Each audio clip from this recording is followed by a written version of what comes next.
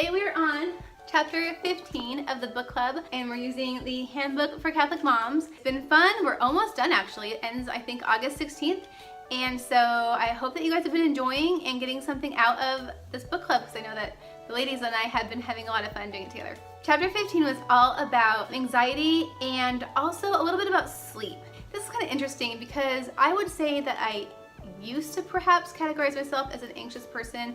I really don't anymore. A couple things that I don't do anymore is I don't plan. I used to be a huge planner. I'd plan out my, day, my week, my month, and my year, like my years. I had 5-year goals and 10-year goals, and I mean, that's a lot of work to plan your life to that extent. And then, they always say that you plan and God laughs, or God decides, whichever one you want to personify him as.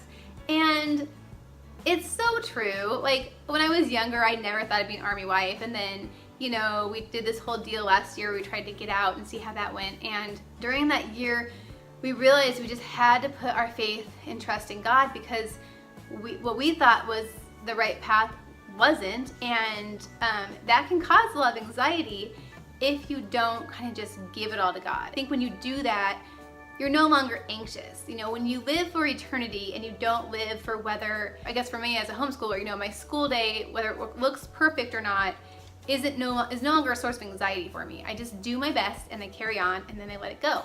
And I think the other thing is when you have a health concern that really makes you kind of stop in your tracks, whether it's like you get the flu, or like me, like yesterday, I had a lot of asthma and I really just couldn't do anything. And I've given myself permission to just rest when that happens, to not try to get things done, to not worry about. Luckily, I'd cleaned the house the day before. But the more willing you are to just accept life, I mean, Father Ricardo was talking about how his mom has severe back pain, and and then God took it away for about 20 years, and then it came back with a vengeance. And if you study like victim souls and other things like that, you will hear just tremendous stories of pain and suffering, and those people aren't living their lives in the quote-unquote ideal way or the American dream. They're just surviving and doing their best, but gosh, are they beacons for others. And so I think when you are willing to look at life in that bigger picture, all the little stuff just kind of goes away. The one thing that I will say that I have gone to bed before worrying about is if I don't feel like I have been a good enough mom that day. And this is not normal mom guilt, like I'm with my kids all day, but I think that when you're home, sometimes it's easy to, get distracted by all the tasks of the day, and then maybe your own selfish desires, and you're like around your kids, but you're not really interacting with your kids. And if you guys ever watched Super Nanny back in the day, like sometimes they had like work at home moms, and the Super Nanny would have to like explain that she still needed to spend time with her kids. It wasn't enough just to kind of be there. And so sometimes I go to bed at night and I've even cried, I've been like, I just don't feel like today was lived well. When you really focus on the fact that you just don't know when Jesus is going to take you from this world, it puts things in a better perspective, but it also can make you feel like, oh my gosh, well, I didn't do well enough today. Like, I always make sure that my kids, I don't want to yell at my kids right before bed, or like have some kind of disciplinary issue. I want to have them remember me with cuddles and things, because we just don't know if we're going to wake up. I mean, really. And it's not a scary thing. It's just the reality of it. Everything in this world is temporary. Your children are temporary. Your spouse is temporary. Like, everything. Your health is temporary. Your good looks are temporary. Whatever it is, it's temporary, and it can be taken away from you in an instant.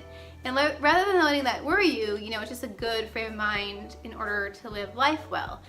And so what I've started doing is I found that if I sit down with my kids and I read them a story, or usually multiple stories, like for 30 minutes, like I'm just reading them, and we're cuddling and we're talking and we're reading and we're learning together, that if I do that, no matter what else happens, I feel like my day has been lived well with my children. I've created memories, I've fed their need for comfort and warmth, and being with mommy like 100%. So find something that you enjoy and that your kids enjoy and do that every day, whether it's a walk with them, whether it's gardening, you know, whether it's playing catch. I mean, we do all sorts of things like that all day, but for some reason sitting down with my kids and reading to them is like my favorite thing, and it feeds all of our souls, and I can tell it does. Another way that we can limit our anxiety in life in general is to embrace minimalism. Now, minimalism looks different for everybody, but the idea is that you have less stuff. And when you have less stuff, there's less clutter, there's less time it takes to repair the thing, to clean the thing, to maintain the thing. There's less stuff. And so it takes less time from your day, it causes less anxiety. And if you've ever decluttered, you will know that, you know, at least at the end, when it's all gone and it's all like at Goodwill, or you sold it, or it's at least in the car, and you have some space in your environment, it feels so good, and you do feel less stress. When everything in your house is a home and it's sitting in that home, because like my problem is that things don't go back to their home, but when they do all go back to their home, it's this amazing feeling when you look around your house and you're just like, wow, everything has a home and everything's orderly and it just feels good. And so it's important to make those systems in your home. And there is a Catholic book on minimalism. It's called Not of This World, a Catholic's Guide to Minimalism. I will link it down below. It's a very, very good book. And she has a game plan that you can download on her site and work through with her. And I think she even starts it like, there might be one starting in September. I have to check. If you haven't ever thought about minimalism, or if your stuff is just stressing you out, it's worth a look for sure. Let's pop over to sleep really fast and talk about a few sleep tips that I have for you. The first thing that really helps you get some good sleep is to stop eating about 2 hours before bed. When we give our bodies time to digest before we lay down to bed, we sleep a lot better because our bodies aren't trying to also digest, they're just able to focus on the sleep. In the iPhone, there is the ability to set your bedtime and awake time, and there's actually some really nice alarms in there, so I use that. Okay guys, so I wanted to show you the bedtime. Do you see how there's a bedtime app in the middle there of your clock? And so you can pull this around and set up your bedtime and your awake time. As you can see, I'm adjusting it just by dragging it. And then if you go to options, if you click on options, you can see you can select which days the weekly alarm goes off, and you can turn those on and off. You can do you know, when the alarm's gonna go off at bedtime or earlier, and then you can choose some really nice different sounds. And the bedtime I make early enough so that it just kind of goes ding ding ding when it's 9:30, and that's when I'm supposed to go upstairs to go to bed. Because we all know that when we say our bedtime is 9:30, that doesn't mean we're in bed asleep at 9:30. What it means is that you need to give yourself enough time to wash your face, to set up the coffee pot, to lock the front doors, to do whatever your last minute before bed things are gonna be.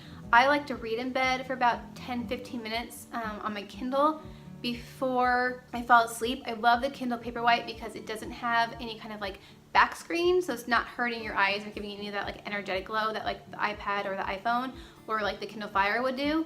It's just like reading a book with like a backlight. So if I say 9:30, that means that hopefully I'm in bed reading at 10, and then 10:30 is kind of like my realistic fall asleep time. So the other thing I really like is there is a sleep machine app that I play every night, and besides just having sounds, like I really like, I'll show you which ones I like in the screen, but besides having just sounds, it has the ability to have biorhythms. So if you've studied biorhythms at all, you can put like one for nap, sleep and dream, or deep sleep. There's also ones for concentration and things like that. They really do work. When I hit sleep, if I choose sleep and dream, I dream all night. And if I choose deep sleep, it keeps me in a fairly deep sleep all night. But it's really helpful. So if you need some white noise at night, you know, on your phone, it's a really easy way. And if you don't want your phone next to your bed, which I know some people have problems with that, you can always put like a Bluetooth speaker next to your bed and have your phone over on the other side of the room and just control it that way.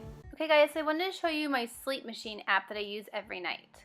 So as you can see, you can do up to 4 sounds at a time. Here are the brainwaves I was talking about. They have nap, sleep and dream, stress relief, you know, meditation, creative alert.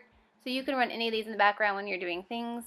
And then they have all sorts of sounds depending on whatever it is that you sleep best with. I love inside car. It's just the right type of white noise for me.